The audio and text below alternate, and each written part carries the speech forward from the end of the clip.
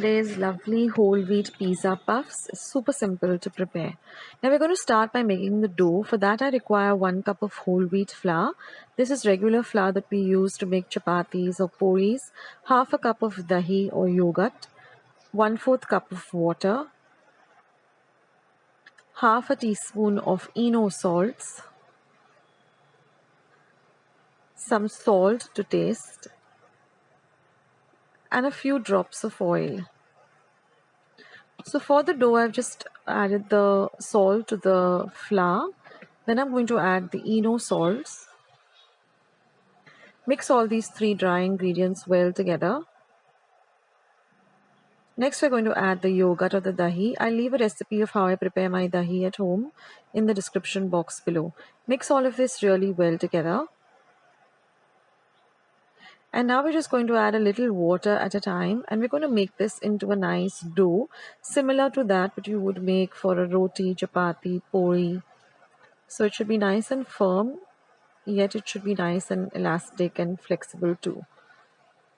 And then I'm just going to add a few drops of oil and knead this really well and set it aside for about 5 minutes. So during that time, let's make the stuffing or the filling for this lovely pizza puff.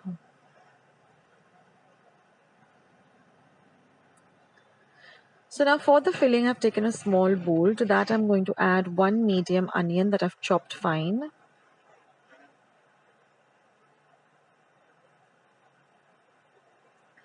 Next, I'm going to add 1 small capsicum that I've chopped fine.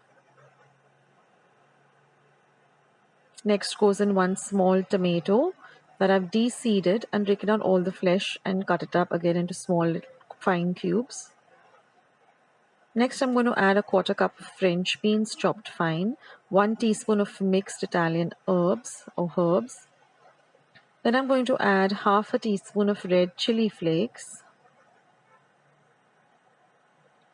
Next is going to go in 1 tablespoon of red chili sauce, as well as 1 tablespoon of pizza pasta sauce, 1/4 cup of cheese that I've cut into small cubes. Mix all of this really well together. And we just have 1 more ingredient to go for our filling to be ready, and that is just about a 1/4 teaspoon of pepper powder. So once that is added, mix everything well and our filling is all ready. So now I've taken my rolling board, I've just dusted it with a little bit of whole wheat flour. I've taken a small lime-sized ball of the dough that we prepared, and I'm just going to smoothen it out, and then I'm just going to roll it out like you would with a normal roti or chapati or puri. We want about 1/2 inch of thickness. We don't want it to be very thick or very thin. Now you can keep some oil at the side for deep frying, or you can even shallow fry these once they're ready. And then I'm just going to take a round vati. You can also use a round cookie cutter and just cut this up into small, even size rounds like this. Not too big or not too small, just a small puri sized kind of shape. And then we're just going to fill it up in the center with about 1 teaspoon of the filling. Don't overfill it or underfill it. Place the other one on the top. Just seal the sides really well. Press them down well, and then just for the designers as well, to seal it, we're just going to press it down with a fork. So this does the double work of sealing this puff as well as also creating a nice pretty design. So it should look like this. So prepare as many as you want and set them aside. Just ensure that there are no holes on the top or on the base, otherwise your filling will all ooze out into the oil. And also see that it's very well sealed. If it breaks, just restart again. And now all we have to do is just fry it till it's nice and golden brown in color, and drain the excess oil on some kitchen napkin. Now, if you don't want to deep fry this, you can just shallow fry it in a little bit of oil in a frying pan too. Or you could even bake this in the oven at 180 degrees Celsius for about 5 to 7 minutes. And that's it, guys. Our lovely whole wheat pizza puffs are all ready. And I'll just break open one and show you that it's really delicious, and it's a must try. So I hope you do give this recipe a try.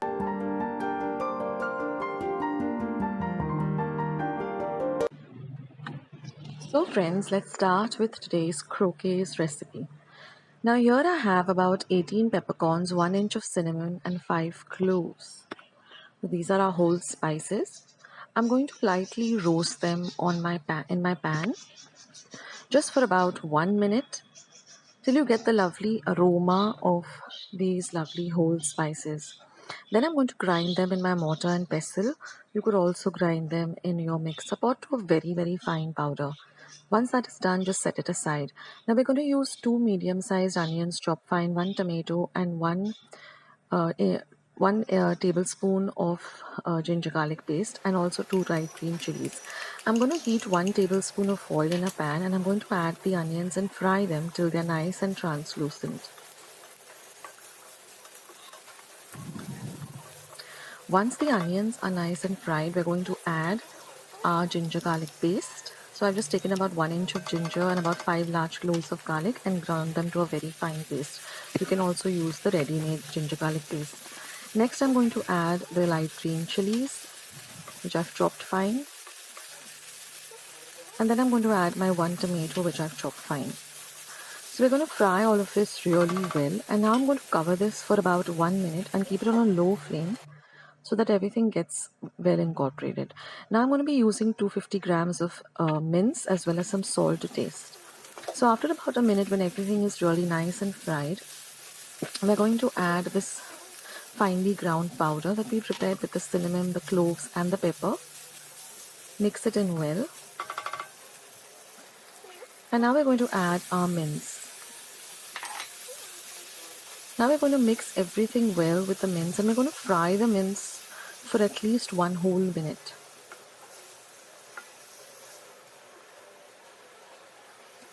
Now you can add some salt to taste.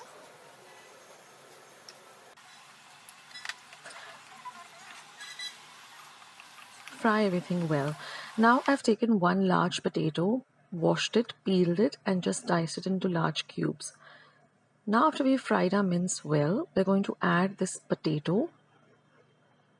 We're going to mix everything well, and now I'm going to cover and cook this till the potato is well cooked. So this takes about 2 minutes, and then you can just check whether your potato should be nice and soft and done. So that means your mixture is now ready. You can turn off the heat and let the mixture cool completely. Now we're going to transfer this to a mixer pot or a blender, and we're going to grind this to a very fine paste. Now I'm also going to be using some lemon juice. So I've taken the juice of 1 lemon and mix everything well, and again grind it to a very fine paste. Now we're going to transfer this paste to a large bowl. I'm also going to be using 1 egg. So I'm going to beat this egg well, and I'm going to add that to my mince. Now mix the egg also well with the mince mixture.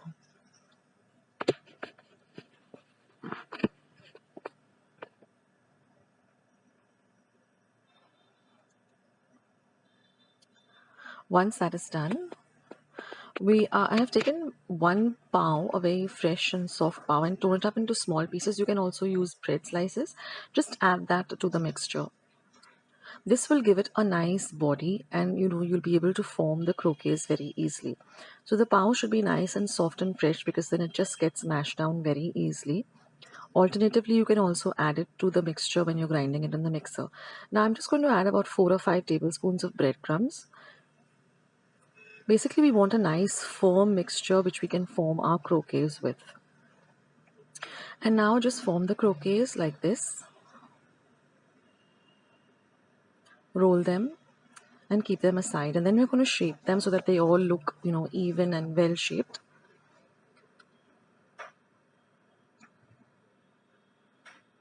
So first just roughly roll them in the breadcrumbs, and I learned this technique from my dad. But just take a nice long knife like this and just shape them, like keep rolling them in this fashion and shape them very well. They should all look nice and even with no cracks and no breaks in the croquettes. You can make them small, you can make them long or big, the choice is yours. And then again lightly roll them in the breadcrumbs and keep them aside. So in this way you can make your croquettes, and you can even store them in an airtight container. They last for for about a week in an airtight container, refrigerated, and whenever you feel like, you can just deep fry them.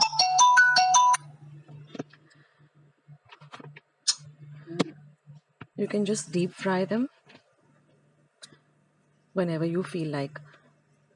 So now I'm just going to deep fry them till they're nice and golden brown in color.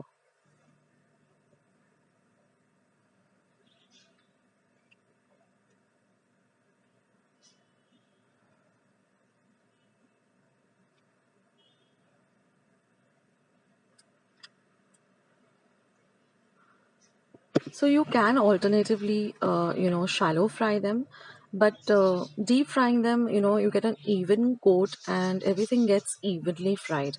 If you shallow fry them, then you'll find that, the texture is different. You won't get that lovely crunch that these croquettes are supposed to have. That is, they're supposed to be nice and crunchy on the outside and nice and soft on the inside. So when you shallow fry them, you get a very kind of a different type of a texture. You don't get that crunch. But you can shallow fry them if you don't want to deep fry them. So in this way you can fry your croquettes as many as you like, and they're just very, very delicious. They go very well with some pulao and some salad and some chicken curry at the side. It's like an ideal meal. And I've just broken up one to show it to you all, and you can see how lovely and crunchy they are on the outside and nice and soft on the inside. So I hope you like today's recipe, and I hope you give it a try. You can leave your comments in the comment section below. I'd love to hear from you. I'll catch you in my next recipe. So friends, here we have some boiled and shredded chicken.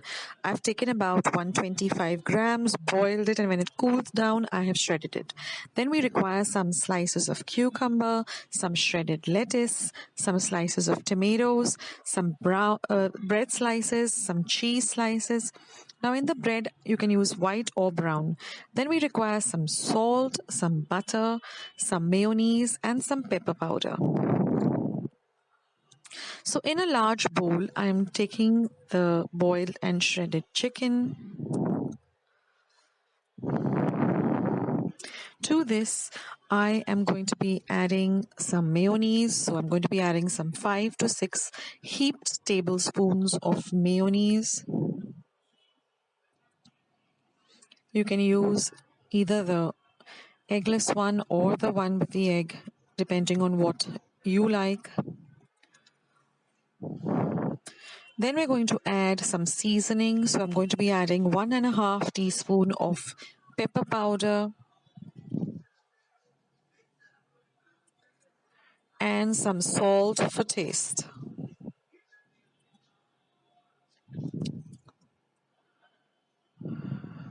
Give all of this a very good mix till everything is well incorporated together. And now we're going to add about 1 cup of lettuce, which I've shredded. Now you can use either the romaine lettuce leaves or the iceberg lettuce leaves. It's up to you what you like and regularly use in your salads and sandwiches. So put in some lettuce, which you've got to shred.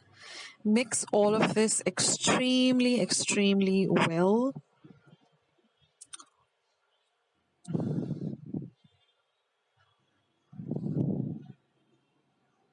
Now you have to heat up a pan. Now if you have this type of a grilled pan, it really gives a very good effect and the sandwich really looks very, very presentable and delicious. So just butter the bread on one side. Now, like I said, you can use brown bread, you can use whole wheat bread, you can use white bread, whatever you like, and just butter it up on one side. And see that your grilled pan or your regular pan is nice and hot on a low to medium flame.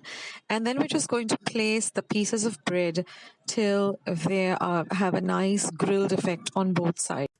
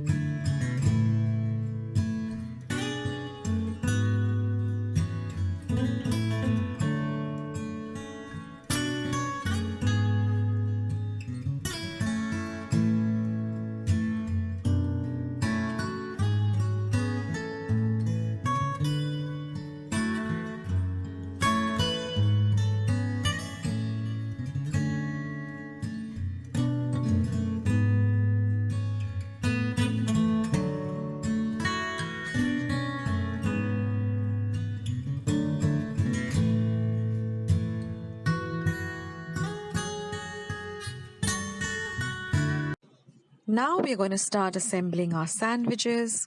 Now for each sandwich, we're going to use 3 of these grilled breads.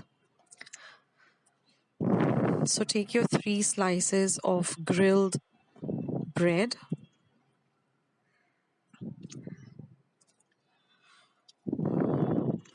Now to one of the slices, which is going to be the base, we're going to add this chicken paste which we have prepared, or this chicken mix, that is lettuce, chicken, mayo, salt and pepper.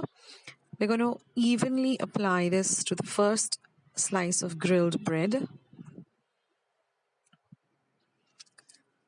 See that it gets evenly spread to all over the bread. Then we're going to cover it with one of the slices of the bread.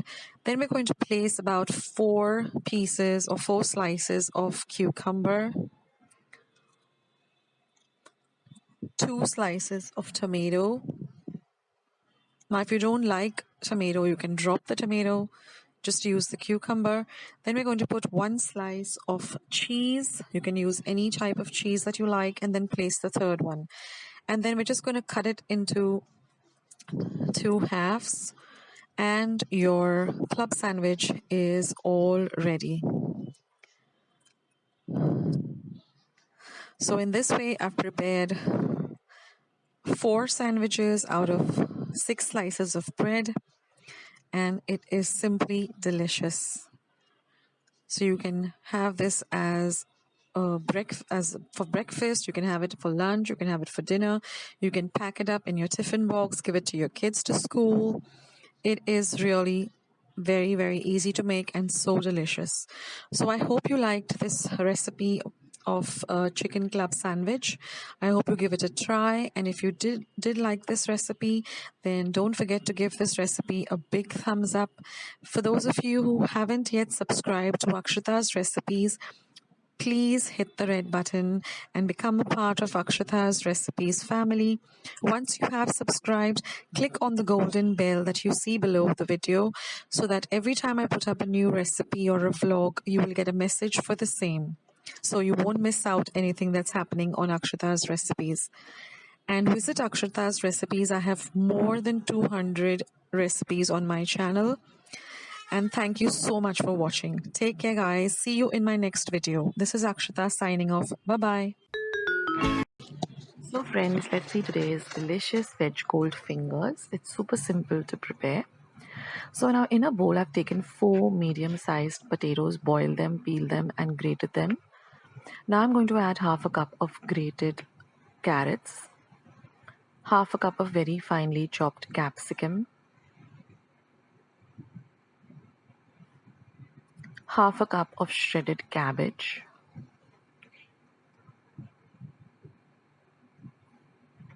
half a cup of finely chopped coriander. Now mix all of this well together. Now we're going to add some salt to taste. Don't add too much salt because we're also going to add the Szechuan sauce or Szechuan chutney, which also has salt. So 2 tablespoons of Szechuan chutney or Szechuan sauce, whatever you have at hand. Next goes in 2 tablespoons of corn flour, which is a binding agent. And now you're going to mix all of this really well together. You can get your hands in there and just see that everything is really well mixed. Now I've taken about 4 slices of bread and I've cut them in the middle like this twice, so I get these long fingers. Then I've taken 2 tablespoons of corn flour, to which I've added about 2 tablespoons of water, and we're going to make this slurry. And this is some roasted sesame seeds or roasted peel. Just dry roast them, about half a cup. Now I'm just going to put this filling on top of the slices like this. Don't overfill it or do underfill it, about half an inch, and then press it down with a spoon.